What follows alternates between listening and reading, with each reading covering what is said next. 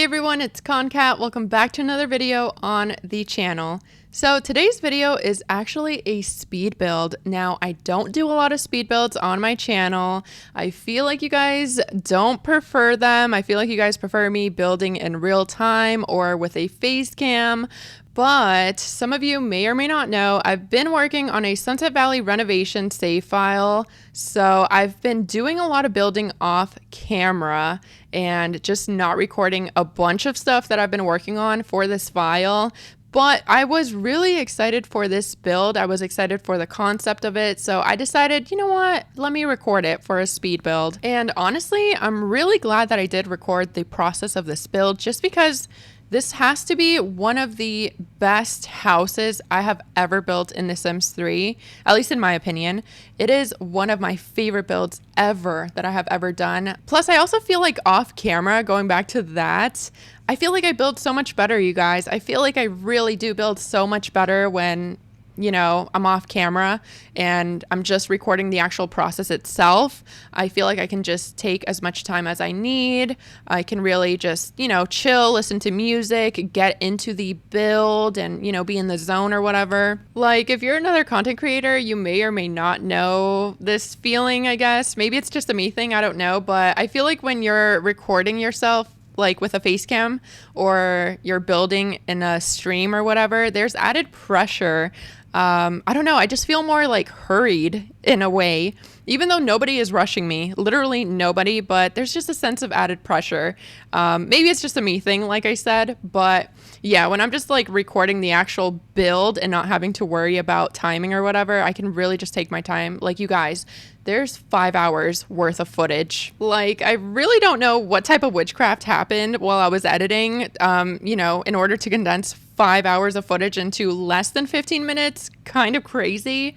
But anyways, I hope you guys, you know, don't mind another little speed build on the channel. So let's actually get into some of the details of the build that we are doing today. So we are doing a modern farmhouse. Now, I've actually seen these houses in person. I've driven by a couple, you know, here and there whenever I go on trips, and I really love them. I just love the style of them. I think they're so beautiful. I'm also a Pinterest girly. You guys know I mention this a lot.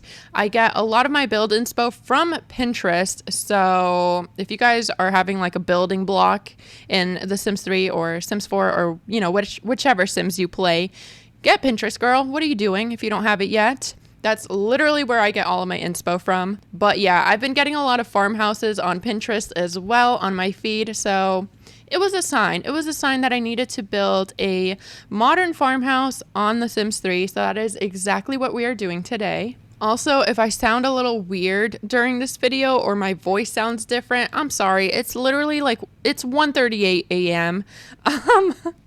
What am I doing up? What am I doing a voiceover? I'm trying to get this video out by tomorrow, which for you is today. Hello, good morning, happy Sunday. So I'm sorry if I sound a little disgusting. So let's talk a little bit about the house. So as you guys probably saw, the kitchen is green, girl. It is green. I got an inspo pic from Pinterest. I looked up modern farmhouse kitchens and I'll put the picture up for you of the one that I got. So I just pretty much copied it. Also for the kitchen, you may or may not have seen it. We do have a butler's pantry. I could not figure out where the hell to put the fridge for the life of me. I couldn't. And that's a lot of the footage that I cut out was me trying to redo the kitchen over and over again. I couldn't get the right layout. But I built a little nook behind where the TV is at when I was doing the floor plan. And I was like, girl, let me just put the fridge in here and, you know, do a butler's pantry. I don't know if I did it correctly. I feel like a butler's pantry is supposed to be connected to the kitchen somehow. But I mean, it's literally like 2 steps away. So I think I did a good job. This picture frame that I just put down is literally the perfect picture frame for this house. It matches the kitchen so well. I love all the different greens on it. So absolutely love how this looks. And just this wall overall, so cute. So as you guys can see, it's an accent wall, but I didn't want it along the entire wall because I feel like that would be way too excessive. So I did a little beam trick. I just grabbed a couple of beams. Those are the ones that come with pets, and I just put them into the actual wall a little bit, like halfway. It creates a really nice separation from, you know, the regular wall to the accent wall, and it also helps so that the accent wall doesn't look like it stops so bluntly. So yeah, that's a little build trick or hack for you. Thank you very much. I think I invented it. I don't know, probably not. But anyways, moving on. This plant, super cute. That is store content. Oh, here we are in the butler's pantry. So on the opposite side of the fridge and the counter that has the coffee machine on it, I ended up adding 2 other counters to that side. And on there, I ended up putting a blender and a microwave. So in total, you have the blender, microwave, coffee machine, and fridge in the butler's pantry. So all of the appliances that you need. I forgot a stinking trash can. I just realized that now that I'm listing everything out. But you know what? We all make mistakes. It is what it is.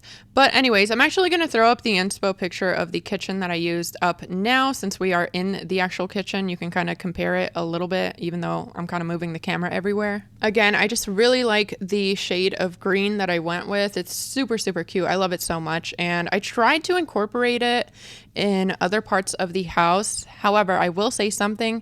This house is kind of bland. It kind of feels like it's a show house or a showcase house. I don't know what you call them, but the house that you go to if you're like trying to move somewhere. But anyways, that's what it feels like. Or like if they're trying to sell this house. It's very clean, very sleek. There's not a lot of color. It's giving Kim Kardashian's house in a way, even though we have green in here. And normally I don't ever really build like this, you guys. I don't decorate like this. I normally make my houses look very lived in, very colorful, very messy. I think a really big reason though why I decorated it the way that I did is because when it comes to building, I like to imagine what type of Sims would live here, you know? And this one was definitely giving interior designer when I started furnishing the house. So I guess I just stuck to that. I still feel like an interior designer would live here. And maybe that's why the house always looks like ready, like it looks like a show house, but it's not their Sims living here. It's just maybe the Sim is very particular about how the house looks and how it's presented. So I don't know. I think it looks cute. I like the decor. I feel like it fits the house, if that makes sense. So as you also just saw, I was going to do the doors white, but I ended up just going with black because the doors to the exterior of the house are black. The windows are black. So I just thought it would make more sense if the doors just remained black. So yeah, I changed that up real quick. Here I am making like another little accent wall using the beam as a separation from the regular wall. And this is actually the master bedroom. So the master bedroom does have its own bathroom, which turned out super nice. But I actually don't end up showing the bathroom being furnished. I'm sorry. I just feel like, you know, it's a bathroom. It's, you know, a toilet, a shower, a bath. But if you guys do want to see it though, I did include it in the final tour, which is at the end of the video. So make sure you stick around for that because you will be able to see all of the bathrooms. I included it in the tour. But yeah, so we are actually still in the master bedroom. I ended up doing a really cute seating area in here just because I didn't really know what else to add. But I think it turned out really, really nice. These chairs are actually from the Pets expansion pack. I don't ever really use them, but I mean, a modern farmhouse, this was the perfect time to whip these guys out. So I think they look really, really nice in the room though. Like I was saying, a lot of this house is really, really bland, even though I did use green here and there. But this master bedroom is extra bland. I don't know why, but I kind of like it though, because again, I feel like it goes with the house. I did have the bed sheets green, but I ended up changing them to like a beige color. I don't know. I just felt like it looked better. Maybe I'm wrong though. I feel like I should have kept the green low key, but I feel like it's fine. It still works for, you know, the type of vibe that the house has overall. So here we are in the kids' bedroom. Now, I definitely catered this to the idea of like 2 twin girls living in this room together. Very, very cute, but still very, very farmcore-esque. And I think it turned out so nice. I did go with the base game beds just because they give off the perfect vibe that I needed for this room. Something with, you know, a little antique-y. a little old, but you know, they DIY'd it, they renewed it. So these baskets are actually store content, but I thought to myself, this would be really cute if I just add like a bunch of stuffed animals in here, some plushies, some toys, just to make it seem like this is where the girls keep all of their stuff at. And it turned out so cute. I love that so much. That tree bookshelf was definitely a must since I'm trying to make this room look really aesthetic. But yeah, super cute. I just recolored the leaves and the little birds and like squirrel on it.